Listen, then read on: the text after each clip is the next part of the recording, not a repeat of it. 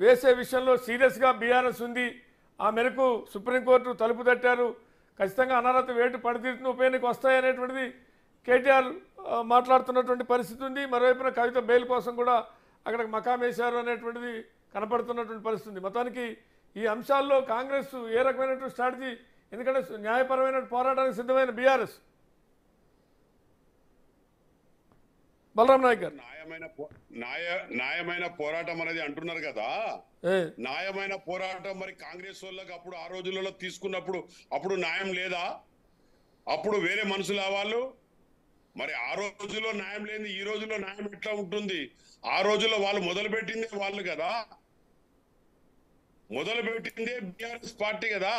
కొనుగోలు సిస్టమ్ కానీ party మార్పుడు system కానీ ఏదైనా నేర్పింది వాళ్ళే కదా.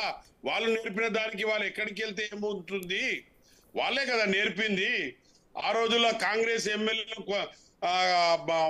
తీసుకున్నది మీరు సీరియస్ గా సుప్రీంకోర్టులో హైకోర్టులో సీరియస్ గా తీసుకోలేదు. తీసుకుని ఉంటే మరి ఏమయ్యేది? మీరు వదిలేశారు. కానీ వాళ్ళు సీరియస్ గా ఇప్పుడు న్యాయస్థానాలను ఆశ్రయిస్తారు, న్యాయ పోరాటం చేస్తామంటున్నారు.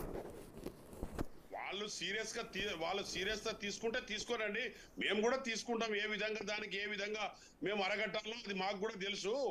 మాకు ఏ విధంగా వాళ్ళకి అరగట్టి మేము ఏ విధంగా దానికి చేయాలనేది మాకు కూడా తెలుసు.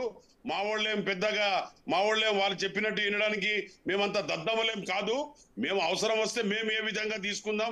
మరి ఆ రోజులు లేని ఈ రోజులు ఎట్లా వచ్చిందని మేము కూడా సుప్రీంకోర్టు హైకోర్టుకు మేము కూడా వెళ్తాం, మేము కూడా ఆశ్రయిస్తాం. వాళ్ళతో పాటు మేము కూడా వెళ్తాం. దానికి ఎంతవరకు పోతుందో చూద్దాం.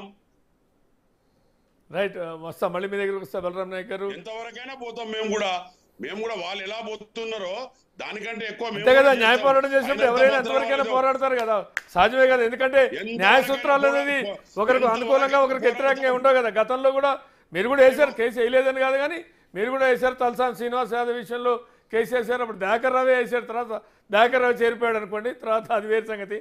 దయాకర్ రావు కేసు వేసాడు ముందు, తర్వాత కాంగ్రెస్ వాళ్ళు కూడా వేశారు, తర్వాత కేసులు వేశారు. కానీ న్యాయస్థానాలు మళ్ళీ అంతిమంగా స్పీకర్కి అప్పచెప్పిన సందర్భాలే ఉన్నాయి. కాదండి, చట్టమేమో కళ్ళు మూసుకొని లేదు. వాళ్ళు వేసిన దానికి మేము కూడా ఇస్తాం. విచారణ వాళ్ళు ముందు ఫెయిల్ అవుతారా మేమైతుందో చూద్దాం ముందు.